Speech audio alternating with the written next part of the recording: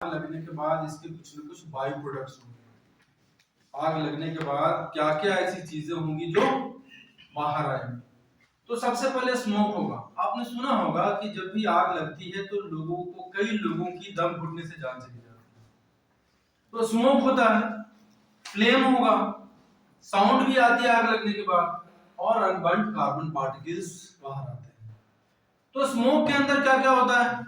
Carbon dioxide होता है, आपने देखा होगा। कार्बन मोनोऑक्साइड का नाम सुना होगा आपने। हाइड्रोजन साइनाइड का नाम सुना होगा। फॉस्फिन गैस है, कार्बोनिल डाइक्लोराइड बोलते हैं इसको।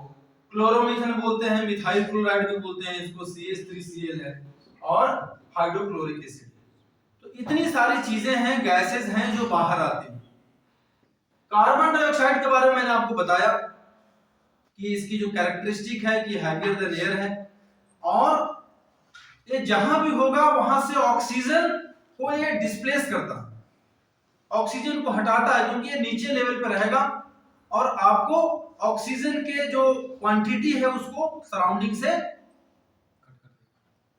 डिस्प्लेस करेगा। ऑक्सीजन सप्लाई थोड़ी कम हो जाएगी जहां भी कार्बन डाइऑक्साइड ज्यादा। कार्बन मोनोऑक्साइड ये बहुत ही खतरनाक है, ऐसे टॉक्सिक इन नेचर, और अनबर्न्ड कार्बन पार्टिकल जितना ज्यादा होंगे, यानी कि इनकम्प्लीट कंबशन जहां भी होगा वहां पे कार्बन मोनोऑक्साइड ज्यादा होगा। जितनी भी हमारी इंजन होती है, जो हमारा एग्जॉस्ट होता है इंजन का, जहां भी हमारा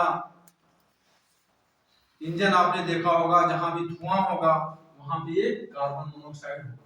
और एक सर्वे है, एक डेटा है जो कहता है कि यूनाइटेड स्टेट के अंदर हर साल 500 लोग वो कार्बन मोनोऑक्साइड की वजह से मरते हैं, और 20 से 40 हजार लोग हॉस्पिटलाइज होते हैं। एक प्रिकॉशन हमें भी लेनी है कि जो हमारी गाड़ियों का एग्जॉस्ट सिस्टम है उसको हमें रेगुलर तौर पे चेक कराते रहना चाहिए।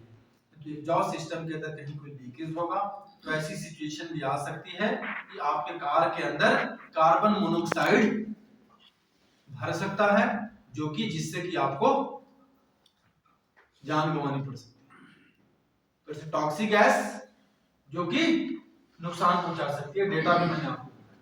हाइड्रोजन साइनाइड ये और भी खतरनाक है, it's highly toxic in nature.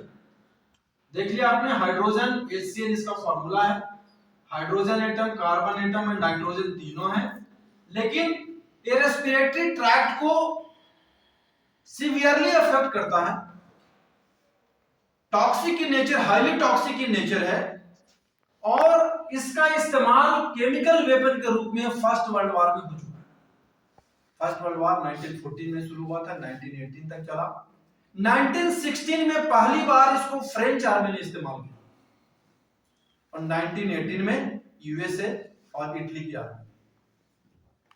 यानी आपने सुना होगा जब भी वॉर होता है बायोलॉजिकल वेपन इस्तेमाल हो सकते हैं, केमिकल वेपन इस्तेमाल हो सकते हैं, ताकि लोगों की दुश्मन देश को अधिक से अधिक क्षति हो सके।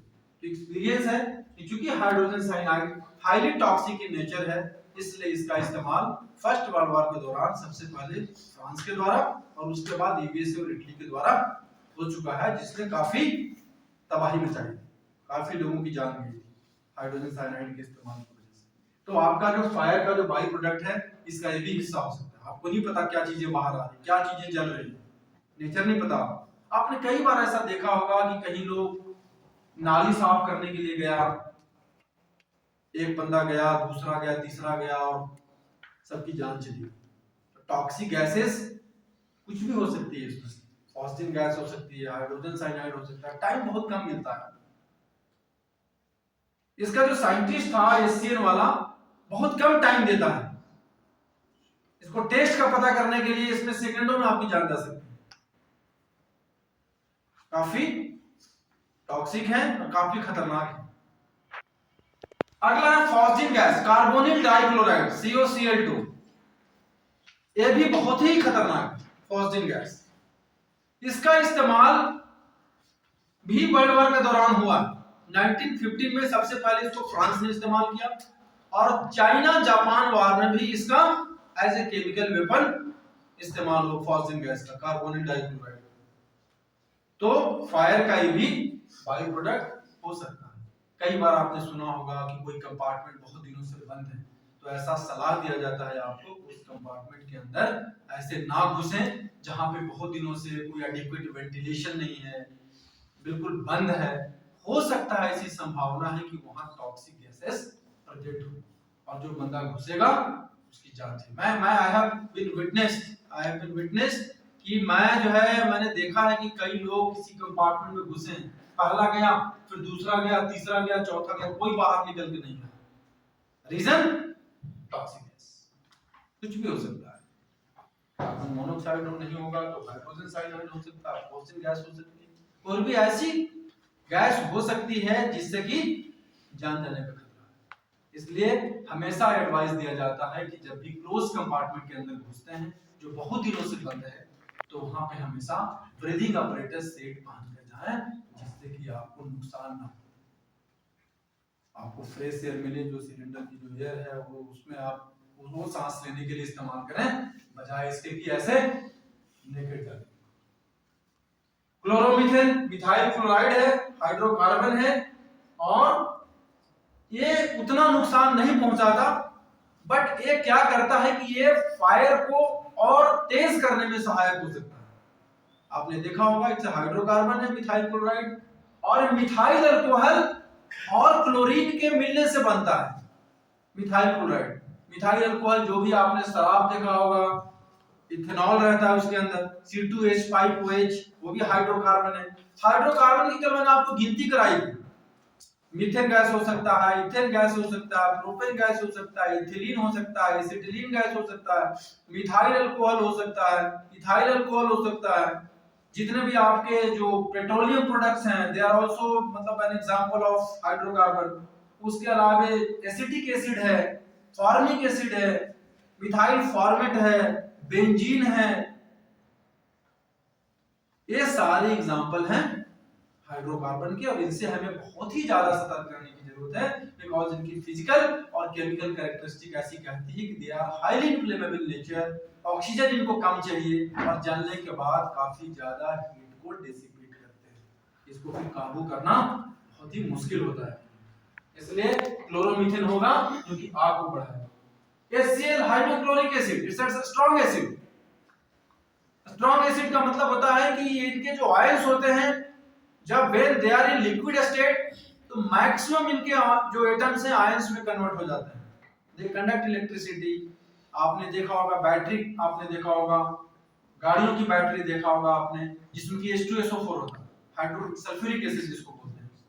सल्फ्यूरिक एसिड भी स्ट्रांग एसिड और HCl भी स्ट्रांग एसिड, तो ये दे कंडक्ट इलेक्ट्रिसिटी। तो ये जो बाई प्रोडक्ट हैं, ये बाई प्रोडक्ट के बारे में हमें जानना आवश्यक है। इसलिए जब भी किसी स्मोक फील्ड कंपार्टमेंट के अंदर आग लगी है, तो एक और आपको सलाह दी जाती है कि जब भी बाहर निकले तो कृपया करके खड़े होकर ना निकले। आपको बोला जाता है क्रॉल करके निकले, नीचे डाउन होकर निकले, क्योंकि ऊपर के लेयर में जो होगा वो डेंसिटी ज्यादा होगी स्मोक की, और नीचे कम होगी, तो आपको उतनी परेशानी नहीं होगी क्रॉल करके निकलने में जितने में आप खड़े होकर बाहर।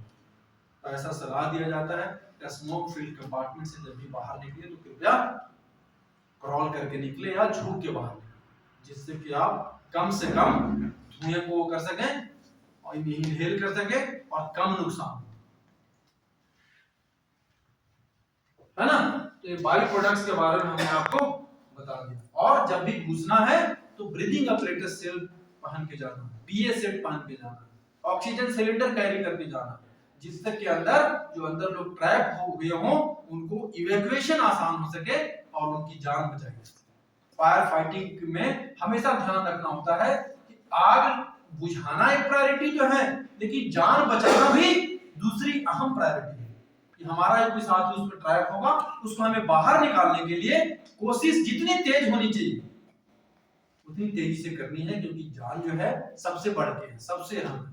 Fire fighting operation and rescue operation दोनों साइमल्टेनियसली चलना चाहिए, ज्यादा जोर देना चाहिए हमें जान बचाने रेस्क्यू के ऊपर। और रेस्क्यू के लिए जो भी चीजें फायर फाइटिंग हमें जो ड्रेसेस हैं, जो भी हमारे इक्विपमेंट्स हैं जो कि ब्रीदिंग के लिए इस्तेमाल हो सकते हैं, उसको हमें सूट के साथ बीए से डाउन करके जाना है और तभी स्मोक फिल्ड कंपार्टमेंट के अंदर अंदर घुसना है। तो ये था हमारा बाई प्रोडक्ट ऑफ फायर।